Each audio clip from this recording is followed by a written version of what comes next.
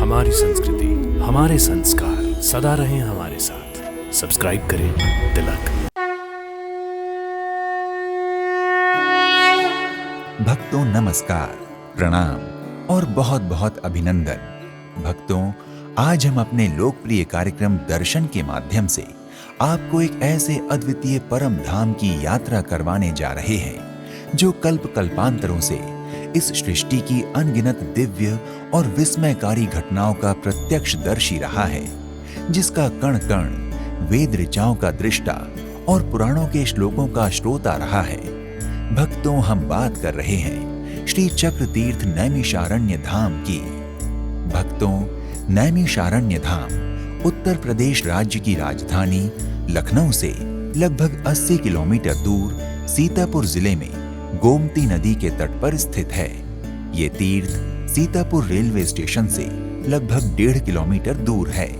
चक्र तीर्थ में एक दिव्य सरोवर के साथ साथ कई प्राचीन व प्रसिद्ध मंदिर हैं। कहा जाता है कि श्री चक्र तीर्थ पहुंचकर स्नान, ध्यान और दर्शन पूजन करने से अक्षय पुण्य की प्राप्ति होती है।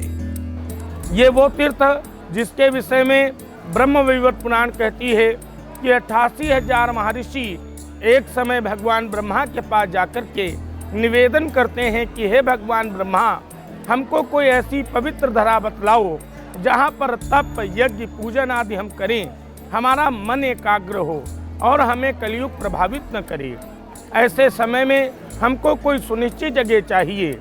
भगवान ब्रह्मा ने भगवान विष्णु की आराधना किया और अपने मन के द्वारा इस चक्र का निर्माण किया। भक्तों, नैमिषारण्य देव भाषा संस्कृत के नैमिष और अरण्य शब्दों से मिलकर बना है।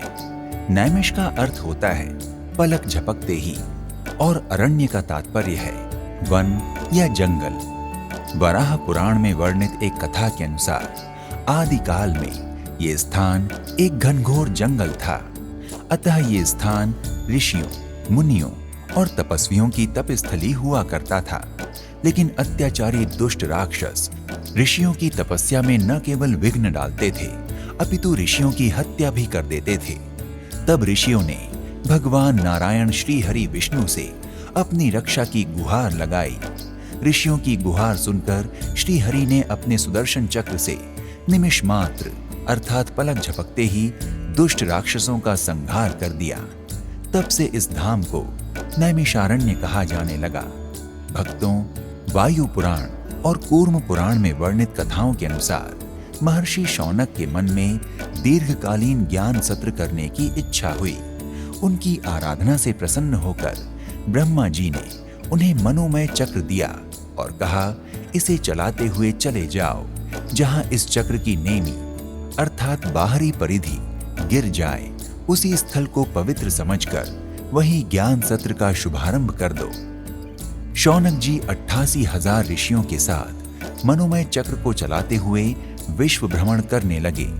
गोमती नदी के किनारे एक तपोवन अर्थात अरण्य में मनोमय चक्र की नेमी गिर गई और चक्र भूमि में प्रवेश कर गया। जहां चक्र भूमि में प्रवेश कर गया, वो स्थान चक्र तीर्थ कहा जाता है। मनोमय चक्र की नेमी गिरने के कारण वो अरण्य नैमिषारण्य कहलाया और वो स्थान चक्र तीर्थ नाम से प्रसिद्ध हुआ। भक्तों, अगर आप नैमिषारण्य श्री चक्र तीर्थ में स्नान, दान और दर्शन पूजन के द्वारा अक्षय पुण्य अर्जित करना चाहते हैं, तो अपने बजट, क्षमता और सुविधा अनुसार यात्रा का शुभारंभ कीजिए। तो आज के इस एपिसोड में इतना ही। एक नए धाम की यात्रा में फिर मिलते हैं।